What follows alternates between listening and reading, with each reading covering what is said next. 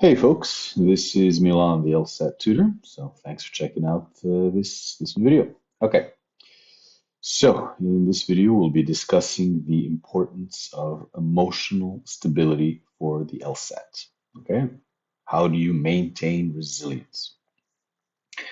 Um, so taking a look at this, basically we will be looking at how do emotions impact your prep, how does meditation help, what's a growth mindset, and then how do we put all of that together? So basically, just an incredibly important aspect of effectively preparing for the LSAT is developing emotional stability. Do that through meditation, do that through techniques for cultivating growth mindset, and then you need to apply that to your both your daily routine and also your prep routine. Okay, and as usual, before we jump into it, please make sure to like, subscribe, comment, subscribe, whatever they say. It really helps me out. And also, you can check out my site for more videos and articles on LSAT, including 20 hours of completely free LSAT prep that covers the foundations of the test. All right, so let's jump into it. So, stability versus instability. What are the effects of emotional stability? Why is it important? So basically, emotional stability can impact scheduling and studying effectively because if you're unstable, emotionally unstable, find it difficult to stick to a study schedule and to conduct an effective study session. So more concretely, it's difficult to manage your time effectively. You may find it difficult to manage your time effectively when you're feeling stressed or anxious because your emotions are interfering with your ability to focus and to stay motivated. So, procrastination is a very good example. Procrastination isn't just, I don't feel like doing something. What it really is a lot of times your fear of failure leads to stress and it leads to anxiety. And that leads to self-sabotage. You don't want to feel that. You don't want to fail. You don't want to feel that. So you self-sabotage. So you don't start studying, you don't start on time, or you don't give yourself enough time to study. And this has an emotional root.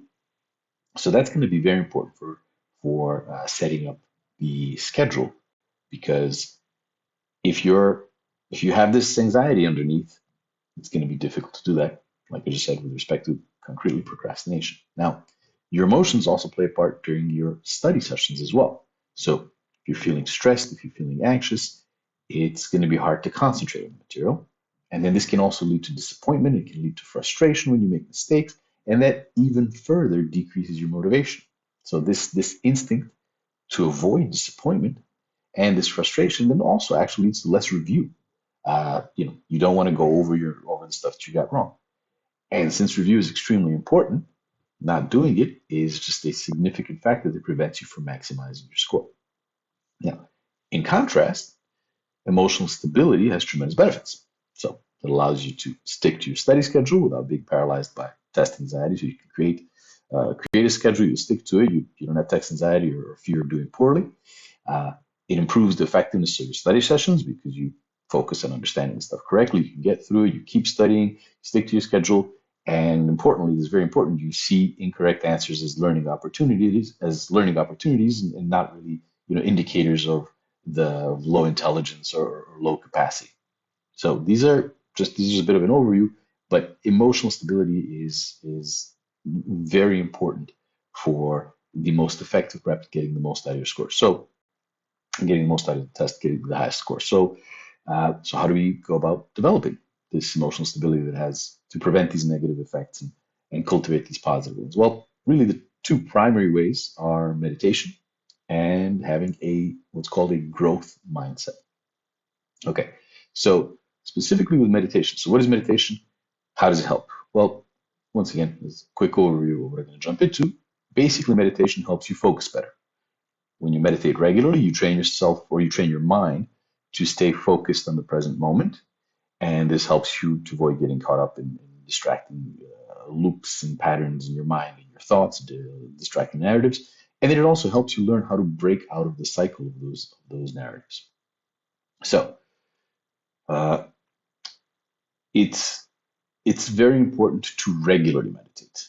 The more time you spend meditating, the more of an effect it'll have. It's dosage, as they say, dosage dependent. Now, realistically, on the high end, you'll be able to do around 15 minutes regularly. 15 minutes regularly, relatively quickly. And I recommend shooting for at least 15 minutes. If you can do less, 5 to 10, that works too. But 15 minutes is a good time. I actually used to do 45 minutes, but I don't have I don't have the time for that anymore. So I do 15 minutes as well as soon as I wake up. What you want to do is you want to uh, find a time that works for you. Find a place where you won't be disturbed. I just as soon as I wake up, and I put on my contacts and all that. I sit in a chair in my living room. And you want to start actually by sitting upright in a chair. Now, if you want to adopt the classic meditation position, that works too, but it's not necessary. It's a bit easier to sit in a chair, but you do want to sit upright. So don't lean back, because if you lean back and you close your eyes, you're gonna start falling asleep. So you don't want that. So sit in a chair, sit upright, and then once you're seated, close your eyes, turn on the timer for 15 minutes, and close your eyes and shift your attention to the sensations of your breath as it's going in and out through the tip of your nose. So this is just one way of doing it. This works for me. This is a very standard, basic meditation. You can find an app. There's a whole bunch of different things. You don't need any of that stuff. You just need to sit quietly for 15 minutes and try to focus on one thing. Essentially, the easiest thing to focus on initially is your breath, either your belly going up and down or the tip of your nose, the air coming in and out. Now, what you will notice is that very quickly your mind wanders to something else. And that's okay. The whole point is actually for you to register, not the whole point, but an important point is for you to register that your mind has wandered.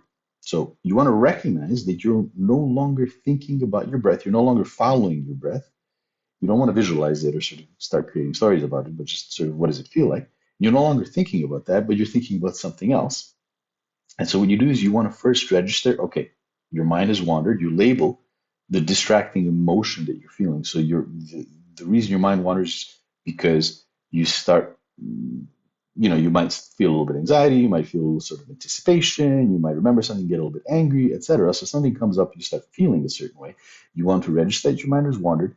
You want to label that distracting emotions you're feeling, and then you also want to register what that feels like in your body. So what you're doing when you repeatedly recognize that your mind has wandered is you are doing two things. The first is you're training your mind to become sensitive to when it wanders away. And think of it like you're developing a turn signal.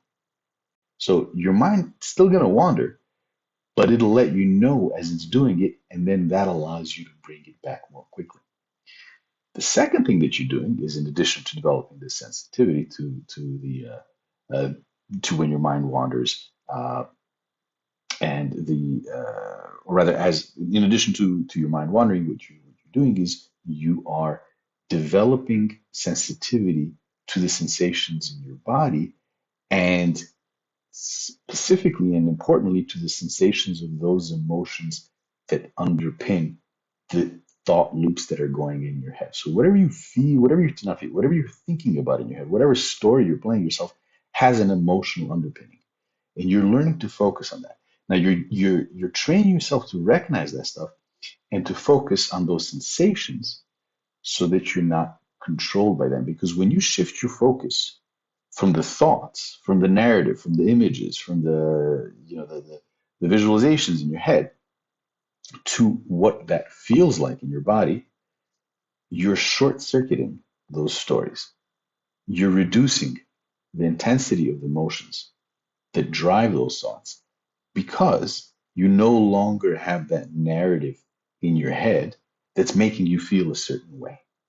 And if you're focusing on that, it's making you feel a certain way, and it's those feelings, if you're not paying attention to them, that drive the thoughts. But if you actually just start thinking about, hey, what does this feel like in my body? You'll see that those thoughts in your head die down. And then you can go back and you can shift your focus back to whatever it is that you're focusing on. Okay, so this is a little bit of an overview of meditation. I actually have a full video on meditation, how it works, and what to do. So make sure to check that out when you get a chance. So this is with respect to meditation. Just sit, focus on your breath, bring your attention back to when wanders, register the wander, bring it back, and start developing a sensitivity to what the emotions feel like in your body and shifting your attention to them to quiet down or to short circuit the narrative loops in your head. In addition to that, we have what's called a growth mindset. So, what is a growth mindset? How does it help? Well, once again, basically, a growth mindset, what that basically means, it means viewing challenges and failures as opportunities for learning and improvement. And it means train yourself to expect positive outcomes. So, more specifically, to develop a growth mindset, you need to develop positive thinking and visualization. So, thinking positively essentially means reframing your situation. Now, very few situations have a given and a fixed meaning. Just about everything's open to interpretation.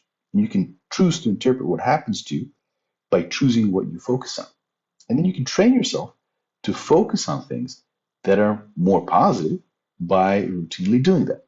So, what you want to do is you want to aim for developing an instinctive positive reaction to adversity by looking for the silver lining anytime something unpleasant happens in your day to day. So anytime anything bad happens, you stub your toe, or you miss the bus or whatever it is, try to find miss the bus. Like, okay, well, I can spend a little bit more time, by myself, quieting down or centering myself, or I can maybe go for a walk. I haven't walked in a while, so you always try to do that. Now, as naive as that sounds, it actually works.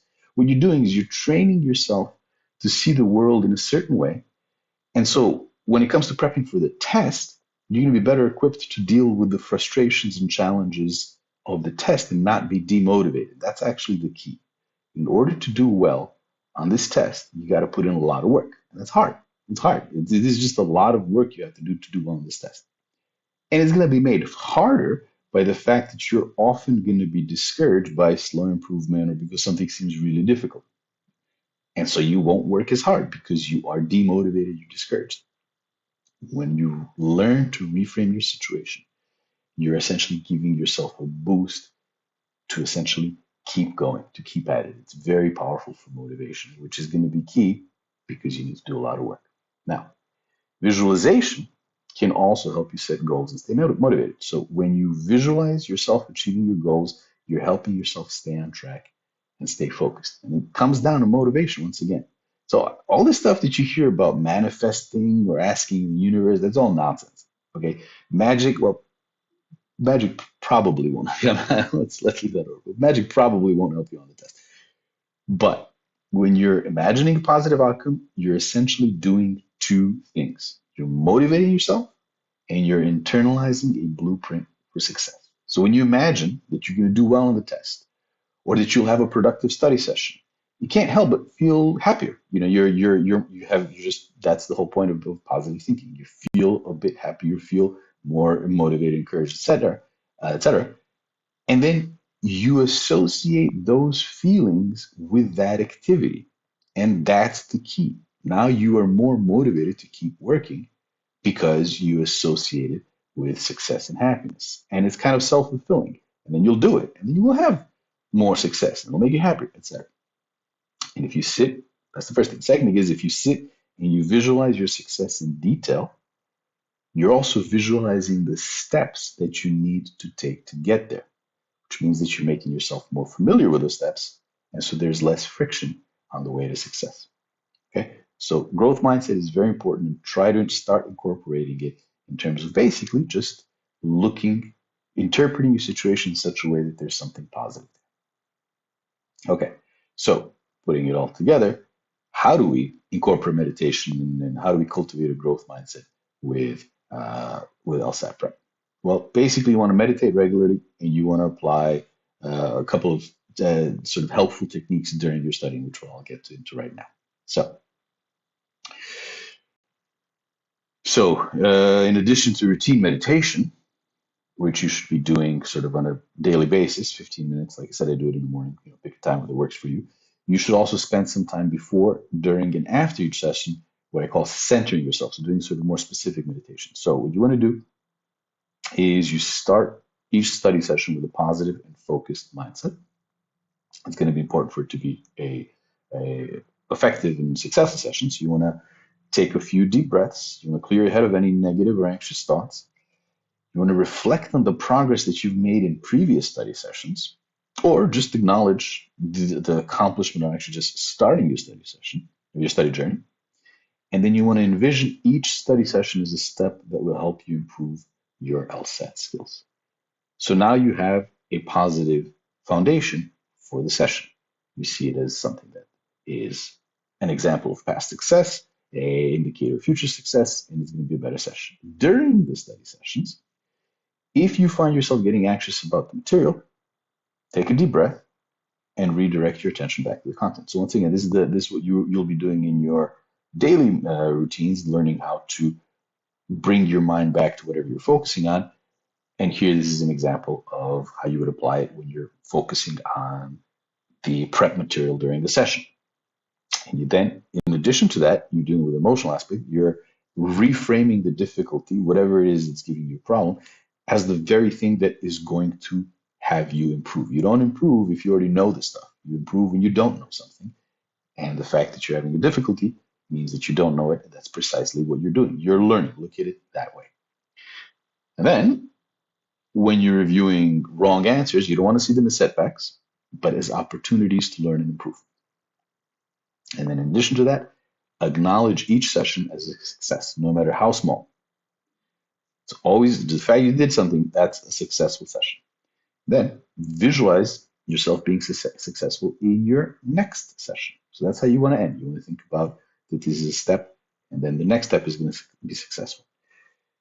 So this is essentially, it'll help you maintain a positive attitude towards studying, and it's going to just make your LSAT prep more effective. All right, so putting it all together, or quick review, emotional stability is important for effective organization of studying. Meditating regularly can help you focus better. A growth mindset means viewing challenges and failures as opportunities for learning and improvement, and it means training yourself to expect positive outcomes. And you want to meditate regularly and apply helpful techniques during your study. Okay, so thanks for checking out this video. I hope you found it useful. I hope you start applying some of these things. And remember, feel free to check out my site I've got more videos, I've got articles, and I've got, like I keep saying, over 20 hours of LSAT prep that's completely free. Okay, so thank you, and until next time.